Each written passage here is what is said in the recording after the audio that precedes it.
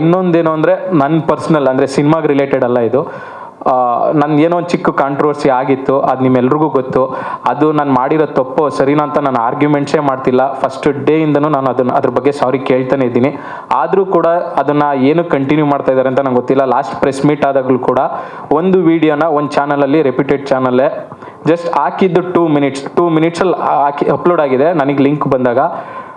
So views ಹೋಗಿರೋದು 200-300 ಜನ negative comments ಮಾಡಿದ್ದಾರೆ.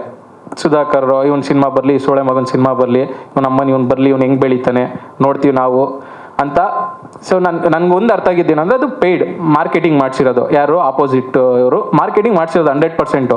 300 ವ್ಯೂ ಹೋಗಿದ್ರೆ 300 ಕಮೆಂಟ್ ಬೀಳುತ್ತಾ ಸರ್? ನಾನು 5 ವರ್ಷದಿಂದ ಸೋಷಿಯಲ್ ಮೀಡಿಯಾದಲ್ಲಿ ಇರೋನು. ಎಷ್ಟು ವ್ಯೂಸ್ಗೆ ಎಷ್ಟು ಲೈಕ್ಸ್ ಬರುತ್ತೆ, ಎಷ್ಟು ಕಮೆಂಟ್ಸ್ ಬರುತ್ತೆ, ಆರ್ಗ್ಯಾನಿಕ್ಕಾಗಿ ಬಂದು ಎಷ್ಟು ಬರುತ್ತೆ ಅಂತ ಗೊತ್ತಿರೋದು.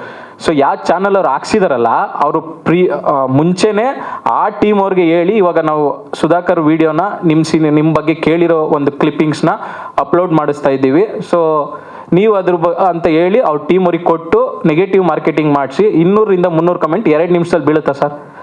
ಗೌರವ್ದು ವೀಡಿಯೋ ಹಾಕಿದ್ದಾರೆ, ಪಾಯಲ್ದು ವೀಡಿಯೋ ಹಾಕಿದ್ದಾರೆ, ಬರೀ 200-300 ವ್ಯೂಸ್ ಹೋಗಿದೆ, ಒಂದು ಲೈಕು ಇಲ್ಲ, ಒಂದು ಕಮೆಂಟು ಇಲ್ಲ. ಸುಧಾಕರ್ ವೀಡಿಯೋಗೆ ಮಾತ್ರ ಅದೇ 200 ವ್ಯೂಗೆ 250-300 ಕಮೆಂಟ್ ಹೆಂಗೆ ಬಿದ್ದುಬಿಡುತ್ತೆ? Organic ಆಗಾದರೆ ಬೀಳುತ್ತಾ sir? 300 ಜನ ಕಾಯ್ಕೊಂಡು ಕೂತಿರ್ತಾರ? ಸುಧಾಕರ್ದು ಯಾವುದೋ ಒಂದು XYZ ಚಾನಲಲ್ಲಿ ವೀಡಿಯೋ ಬರ್ತಾ ಇದೆ, ನಾವು ಟಕ ಅಂತ ಕಮೆಂಟ್ ಹಾಕ್ಬಿಡ್ಬೇಕು?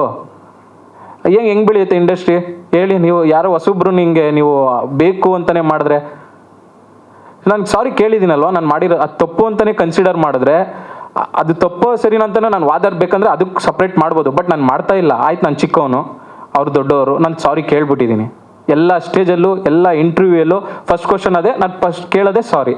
ಅದಾದಮೇಲೆ ಯಾಕೆ ಕಂಟಿನ್ಯೂ ಮಾಡ್ತಾ ಇದ್ದೀರಾ? ಒಳ್ಳೆ ಸಿನಿಮಾ ಮಾಡಿದ್ದೀವಿ ಸರ್, ಹೇಳ್ತಾ ಇದ್ದೀನಲ್ಲ, ತುಂಬ ಕಷ್ಟ ಬಿದ್ದು 5 ವರ್ಷ ಶಾರ್ಟ್ ಫಿಲಮ್ ಮಾಡಿ, ಆಮೇಲೆ ನಾವು ಸುಮ್ಮನೆ ಅದೇ ಹೇಳ್ತಿಲ್ವ ಸರ್, ಏನು ಕೆಲಸ ಕಾರ್ಯ ಇಲ್ಲದೆ ಬಂದಿರೋದಲ್ಲ. ನಾನು ಒಬ್ಬ ಸ್ಕೂಲ್ ಟಾಪರು, ಕಾಲೇಜ್ ಟಾಪರು, ಇದುವರೆಗೂ ಇಂಜಿನಿಯರಿಂಗ್ ಡಿಗ್ರಿ ಸರ್ಟಿಫಿಕೇಟ್ ಕಲೆಕ್ಟ್ ಮಾಡಿಲ್ಲ. ಯಾಕೆಂದರೆ ಲೈಫಲ್ಲಿ ಸೆಕೆಂಡ್ ಆಪ್ಷನ್ ಇರಬಾರ್ದು ಸಿನಿಮಾ ಬಿಟ್ಟರೆ ಅಂತ. ಅಷ್ಟು ಆಸೆಗಳ್ನ ಇಟ್ಕೊಂಡು ಸಿನಿಮಾಗೆ ಬಂದಿರೋರು.